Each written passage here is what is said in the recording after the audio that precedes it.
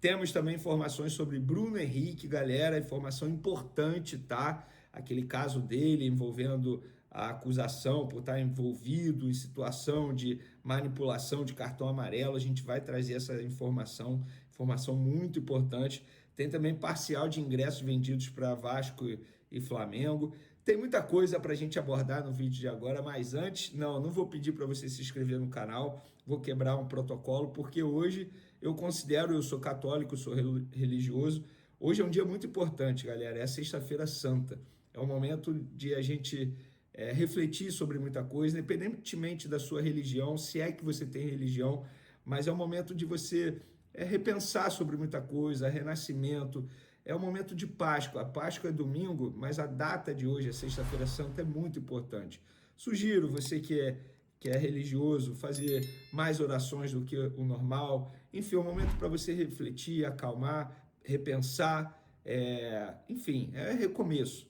Então, não acho que é um dia normal. Ah, é feriado? Não, é feriado porque é um dia extremamente importante, pelo menos para o calendário religioso da Igreja Católica. E repito, independentemente da sua religião, se é que você tem religião, mas é um momento para você refletir, repensar e recomeçar também. Por que não? Vamos para as informações, galera. É o seguinte, de volta aos gramados, 7 meses após cirurgia, Pedro montou seu próprio departamento médico em casa para acelerar o processo de retorno. O atacante adquiriu todos os aparelhos necessários para fazer o trabalho de fisioterapia nos primeiros meses pós-cirurgia no joelho, mesmo já tendo à disposição a estrutura oferecida pelo Flamengo no CT Ninho do Urubu. Pedro tem acompanhamento de um fisioterapeuta particular desde 2021, que trabalha com ele semanalmente após os treinos do Flamengo. Quando se lesionou, o atacante realizava 3 sessões diárias, complementando o trabalho feito pelos profissionais do Flamengo. A evolução na recuperação era nítida desde o início. Matéria do UOL, e na matéria eles não citam, mas pelo que eu sempre acompanhei durante esses 7 meses, todos os profissionais envolvidos fora do Flamengo, ou seja, os profissionais particulares do Pedro, trabalhavam em conjunto com os profissionais do Flamengo. Teve mudança de diretoria, mas isso foi, como que eu posso dizer, foi contínuo. Nada parou, muito pelo contrário, foi tudo alinhado. Por que eu gosto de falar isso? Porque nos tempos de Jorge Jesus, a comissão técnica sempre falava isso comigo, a comissão técnica do Jorge Jesus, que vários profissionais tinham um educador físico, um preparador físico particular. Só que esse preparador físico particular não trabalhava em conjunto com os profissionais do Flamengo, o que atrapalhava. Por exemplo, muitos trabalhos que ele fazia, de repente, eram trabalhos que o clube já tinha feito. Então não havia necessidade de fazer. Então eu gosto sempre de mencionar isso. Ah, porque o cara tem um profissional particular. Não, mas o profissional particular ele trabalha em conjunto com os profissionais do Flamengo. Há uma sinergia ali. E outro assunto. Essa semana eu comentei sobre a lesão do Neymar novamente, né? E a Fernandinha Maia até falou isso, é uma pena e tal, o cara precisa do corpo. E aí eu fui, cortei. Ela foi e falou assim, a gente, por exemplo, precisa da voz. Eu fui e falei, beleza, mas a gente cuida da nossa voz. A gente se prepara para isso. O Neymar se prepara para isso. E por que eu estou fazendo essa comparação? Porque muita gente diz que o Pedro está voltando muito antes do prazo, porque o Neymar ficou 1 ano, ficou 11 meses. Gente, o Pedro está voltando antes porque ele se dedicou bastante para isso. A matéria do UOL mostra isso. Comparar Pedro e Neymar, além disso, tem a idade, né? Porque o Neymar está com 32, 33 anos. Ele deveria se preocupar mais ainda em se cuidar. E ele não se preocupa. Então não é o Pedro que está errado. Talvez seja o Neymar que esteja errado. Entenderam a comparação? Tanto é que o Pedro montou todo um quartel, uma fortaleza em sua casa. Matéria importante aqui, tá, galera? Do UOL também, sobre Bruno Henrique, o caso dele. O Superior Tribunal de Justiça Desportiva, o STJD, não pretende, nesse primeiro momento, suspender o atacante Bruno Henrique do Flamengo de forma preventiva antes do julgamento. Atualmente, o presidente do STJD, Luiz Otávio Veríssimo, acredita que só deve punir o jogador para afastar um risco iminente. Isso porque, segundo o entendimento do STJD, o réu poderia cometer novas infrações e, com isso, seria necessário o afastamento do atleta. Porém, o caso de Bruno Henrique inicialmente não é visto dessa forma. Atualmente, a acusação camisa 27 do Flamengo se refere apenas a um jogo específico e não a um esquema duradouro de manipulação de resultados. O processo criminal costuma ser demorado e provavelmente não tendo mais nenhuma infração, o Bruno Henrique deve cumprir normalmente o seu contrato com o Flamengo. Pelo que eu soube nos bastidores do Flamengo, eles acham que isso vai se estender durante todo o tempo de contrato de Bruno Henrique com o Flamengo. Ou seja, que ele não será punido ou afastado durante esse período. O contrato dele vai até o fim do ano que vem. Então, o Flamengo, entre aspas, acompanha, mas tem esse entendimento aí nos bastidores de que o processo vai demorar bastante para ser resolvido. Então, enquanto isso, o Bruno Henrique segue à disposição do Flamengo. Inclusive, ele só vai sair de uma lista de relacionados se ele pedir, por entender que não tem cabeça. Isso não aconteceu contra o Juventude, dificilmente acontecerá contra o Vasco nesse sábado. Mas o Vasco da Gama tem um desfalque bem importante para pegar o Flamengo nesse sábado, galera. O Vasco da Gama já tem um elenco mais frágil, bem menos qualificado que o Flamengo, e vai perder o Payet. Ah, mas o Payet não é titular. Eu vejo muito torcedor vascaíno quando eu publiquei a notícia no meu Twitter, no Instagram, @VeneCasagrande, podem me seguir lá porque eu publico tudo lá primeiro. Eu vi muitos comentários de vascaínos comemorando, isso aí não é desfalque, é reforço, aqueles comentários de sempre. Mas, gente, se o Coutinho, não é nenhum absurdo a gente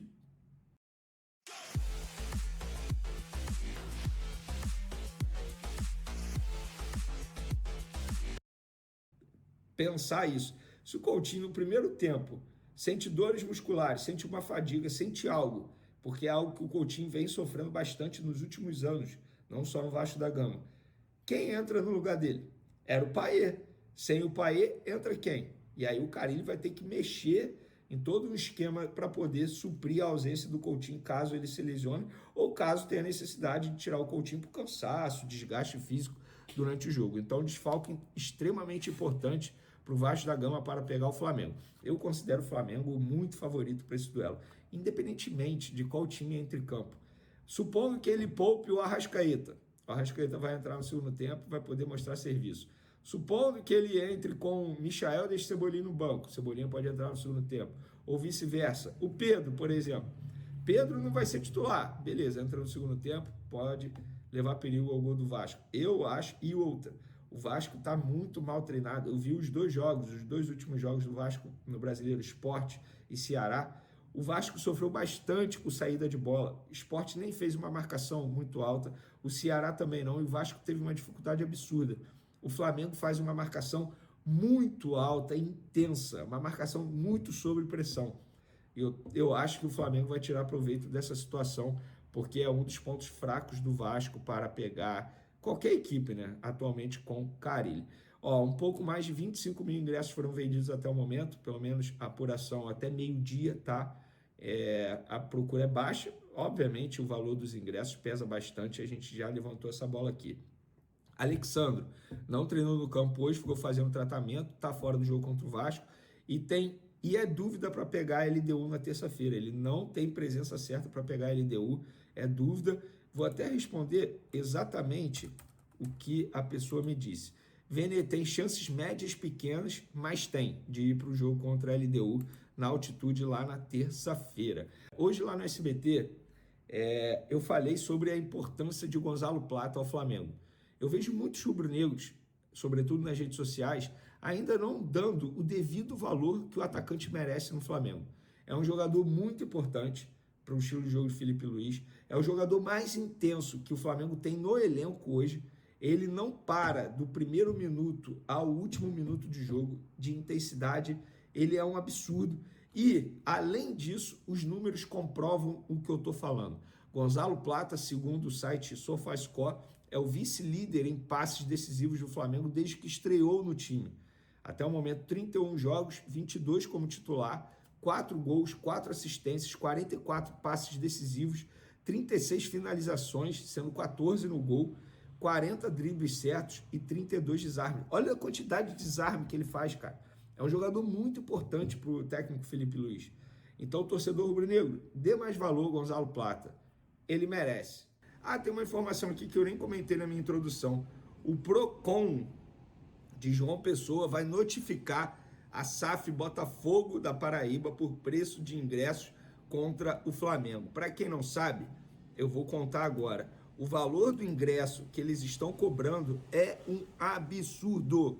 jogo para o dia 30 de abril, 8 horas da noite, lá no estádio Almeidão, João Pessoa. Arquibancada Oeste Sombra, R$300. Arquibancada Leste Sol, que é o setor visitante, Flamengo, R$400. Setor visitante, R$400. Isso inteira, obviamente. Mas, gente, isso é um absurdo. Que valor é esse, cara?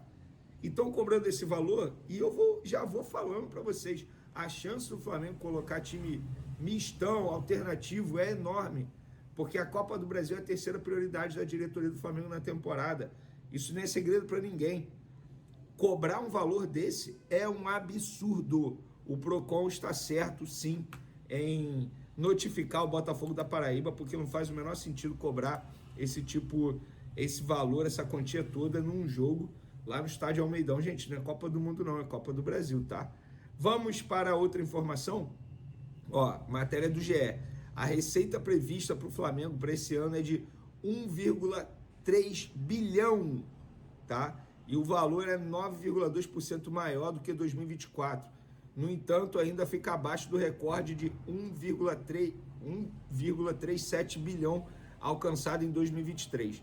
O Flamengo vem de 3 anos consecutivos batendo mais de 1 bilhão em receitas. E a previsão é terminar a temporada com 106,9 milhões no fluxo de caixa. A nova diretoria também planejava aumentar o valor para investir em reforços em 2025, previsto pela gestão anterior, e assim o fez. O montante, que antes era de 20 milhões de euros, passou para 25 milhões de euros, 166 milhões de reais. Ou seja, o Flamengo tem uma boa quantia para fazer contratações. Hein? O Flamengo até o momento gastou 7 milhões de euros para contratar Juninho, tá? Com luvas, essas coisas. E Danilo também, né? Que os valores ainda não foram divulgados. Lembrando que o Flamengo tem um acerto bem encaminhado com o Jorginho do Arsenal para assinar o pré-contrato. Já para venda, galera, a estimativa do clube também é de aumento de 30 milhões de euros para 35 milhões de euros, que dá em torno aí de 233 milhões de reais. E sendo uma projeção para a segunda janela, já que a primeira já fechou. Em alta no Flamengo, o Wesley, que sozinho pode bater ou chegar perto da meta na projeção da diretoria. E ainda tem a provável venda de Alcaraz, né, para o Everton, que o meio argentino tem uma obrigação de compra de mais bônus se atingir metas no time inglês que podem chegar a 130 milhões no total. Então, essas são as quantias aí que o Flamengo planejou, projetou para 2025. Valor de venda de compra é um bom valor, 166 milhões de reais. Dá para fazer boas compras, é saber gastar, não adianta ter dinheiro, é saber gastar. Vamos falar agora do Alexandro, galera. O Alexandro fez exames médicos, ressonância magnética nessa quinta-feira, após deixar o jogo ainda no primeiro tempo contra o Juventude. Muita gente insinuando que ele teve uma espécie de dor de barriga, porque foi direto para o vestiário. Até na transmissão, acho que comentaram isso. Enfim, mas não foi isso. Ele teve dores musculares na coxa, foi para o vestiário porque estava, entre aspas, revoltado. Usaram outra palavra, mas eu não vou usar aqui no vídeo, obviamente, por respeito a vocês, mas ele estava revoltado por conta dessas dores, e aí ele fez exame. O exame não constatou lesão, constatou um edema, que é dores musculares, fadiga muscular, pelo menos no entendimento do departamento médico.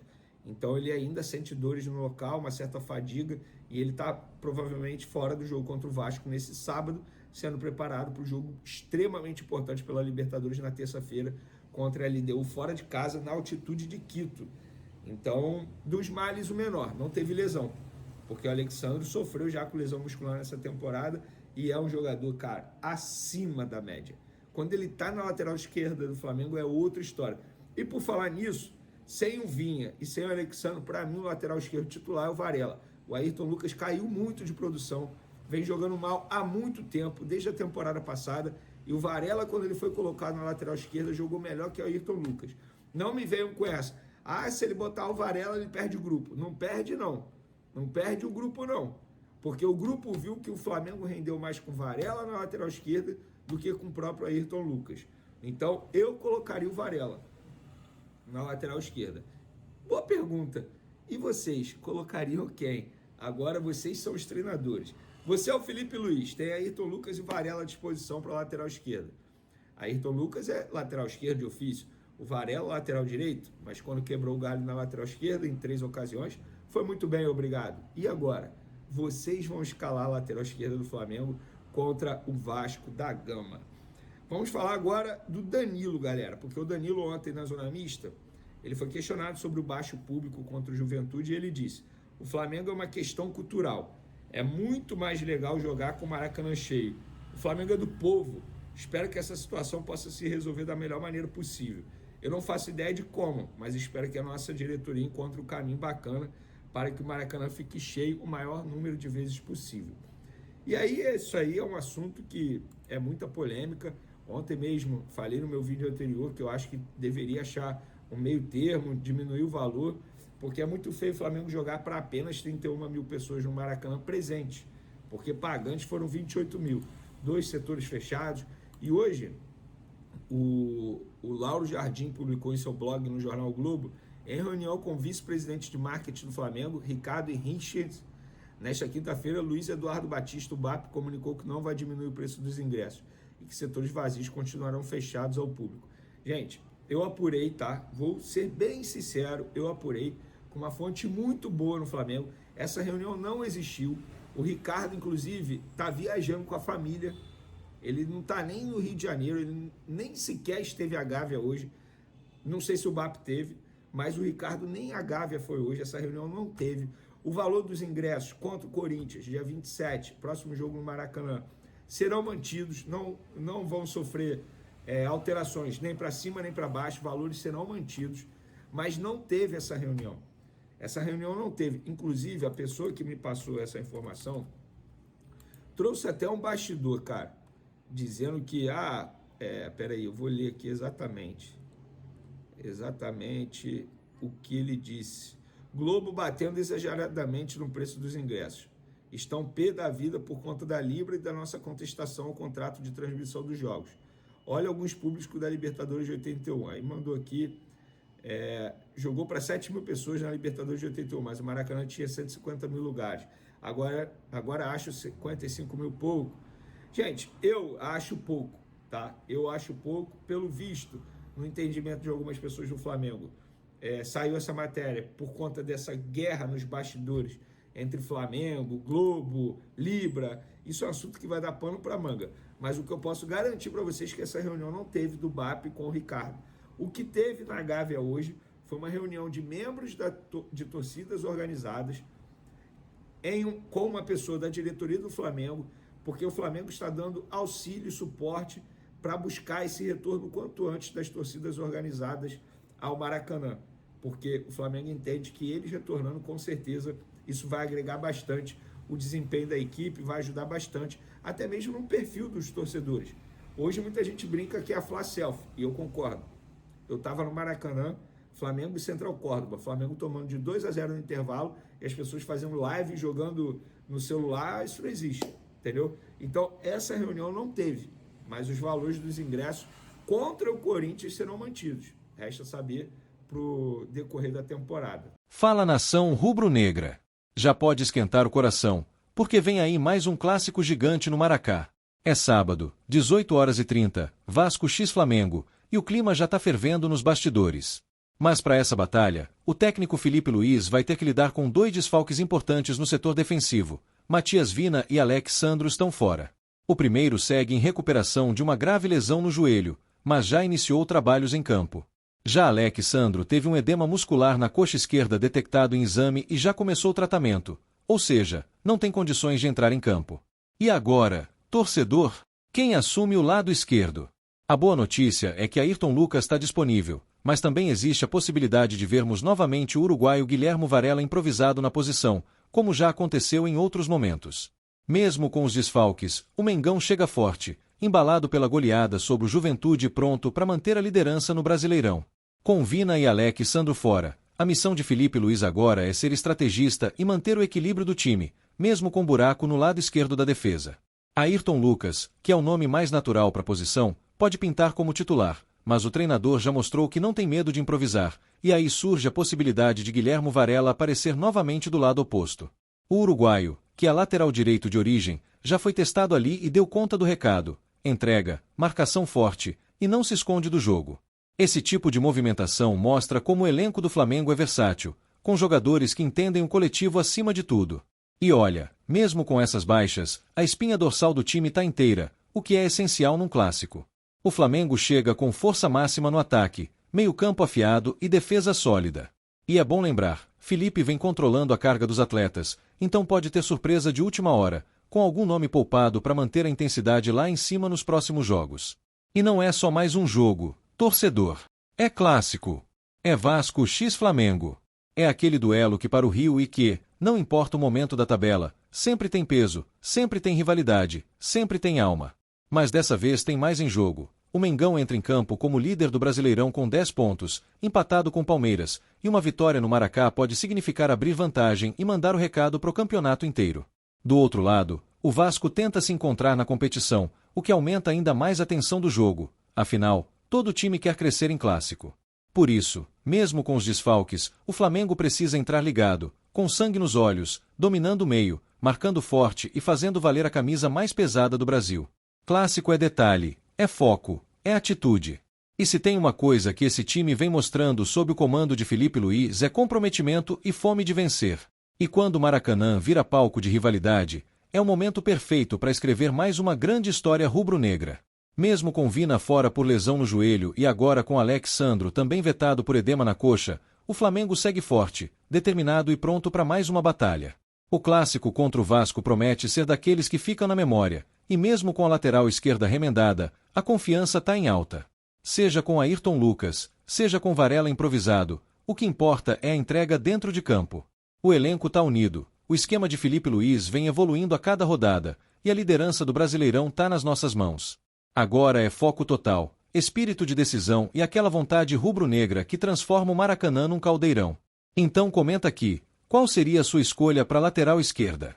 Varela de novo ou é Ayrton Lucas sem pensar duas vezes? Deixa a tua opinião, se inscreve no canal, ativa o sininho e já mete aquele like, porque aqui é conteúdo de torcedor para torcedor, com sangue no olho e o coração pulsando em vermelho e preto. SRN, vamos pra cima deles!